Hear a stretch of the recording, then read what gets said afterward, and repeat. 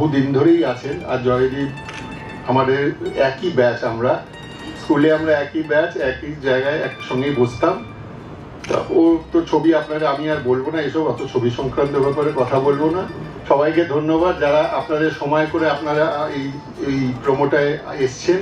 শুধু একটা কথা বলি, যেটা এই ছবিটা যখন করার পরিকল্পনা করে জয়দীপ, তখন আমার একটু সাহায্য করার মতো আমার কিছু নেই, আমি কিছু লোকজনকে চিনে চিনি বলতে পারি, এর বেশি কিছু নয়।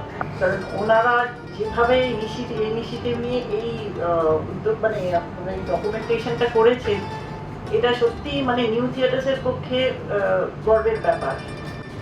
যারা ভারতবর্ষকে এত ছবি উপহার দিয়েছেন, নিউ থিয়েটার্স, তার কর্ণধার রয়েছেন বিশিষ্ট ফিল্ম পরিচালক অতনুবাবু, রয়েছেন আমার বাবার খুব অত্যন্ত প্রিয় মানুষ অরোরা ফিল্ম কর্পোরেশনের মিস্টার বোস রয়েছেন, অঞ্জন বোস রয়েছেন, যাকে বাবা খুব ভালোবাসতেন।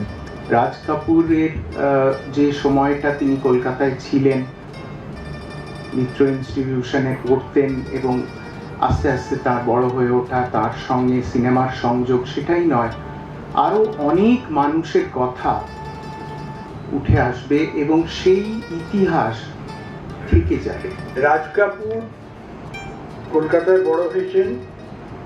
রাজ কাপুরের বাবা পৃথ্বীরাজ কাপুরের সাইকেলের পেছনে চেপে রোজ সকালবেলায় রাজ কাপুর যেতেন নিউজের রেস্টুরেন্টে।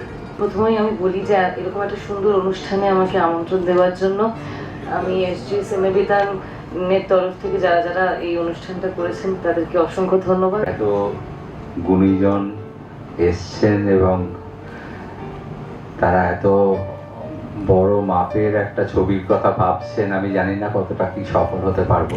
ছবিটা ডেফিনেটলি একটা অন্য ধরনের সাবজেক্ট আমি ভেবেছি। এটা একটা বায়োগ্রাফিক্যাল কোনো ডকুমেন্টারি নয়। রাজ কাপুরের কলকাতার